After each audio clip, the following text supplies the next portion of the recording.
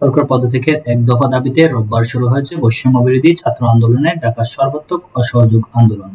অসহযোগের প্রথম দিনে পুলিশ, আওয়ামী লীগ ও আন্দোলনকারীদের সংঘর্ষে সারা দেশে অন্তত 94 জন মারা গেছেন।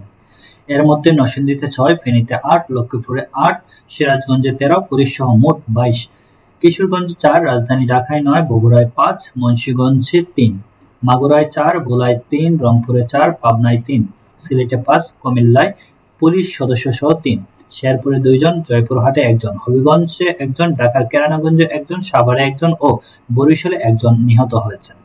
লক্ষ্মীপুরে বৈষম্যবিরোধী আন্দোলনকারীদের সঙ্গে আওয়ামী লীগ ও যুবলীগের সংঘর্ষে 8 নিহত এবং শতাধিক গুলিবিদ্ধ সহ 2 শতাধিক আহত হয়েছেন। নরসিংদীর মাধবদীতে আন্দোলনকারীদের দিকে গুলি ছোড়ার পর দাওয়া দিয়ে আওয়ামী লীগের 6 নেতাকর্মীকে পিটিয়ে হত্যা করেছে শিক্ষার্থীরা। এ ঘটনায় 4 জন আন্দোলনকারী গুলিবিদ্ধ হয়েছে। সিরাজগঞ্জ এনায়েতপুর থানার হামলা করে 13 পুলিশ সদস্যকে পিটিয়ে হত্যা করেছে।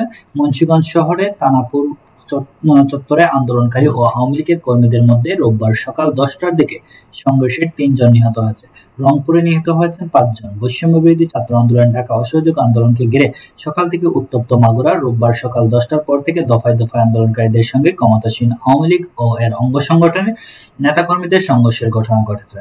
মাগুরার আন্দোলনকারীরা আওয়ামী লীগের সাথে সংঘর্ষে নিহত হয় 4 জন। কুমিল্লা পুলিশ সদস্য সহ 3 জন নিহত হয়।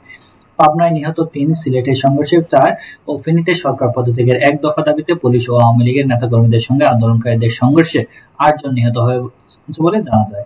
কেরানীগঞ্জে 1 জন নিহত হয়েছে। ঢাকার কেরানীগঞ্জ বৈষম্যবিরোধী ছাত্র আন্দোলনের অসহযোগ কর্মসূচিকে ঘিরে আন্দোলনকারীদের সঙ্গে আওয়ামী লীগের নেতাকর্মীদের মধ্যে রোববার দুপুরে পাল্টাপাল্টি দাওয়ার ঘটনা ঘটে।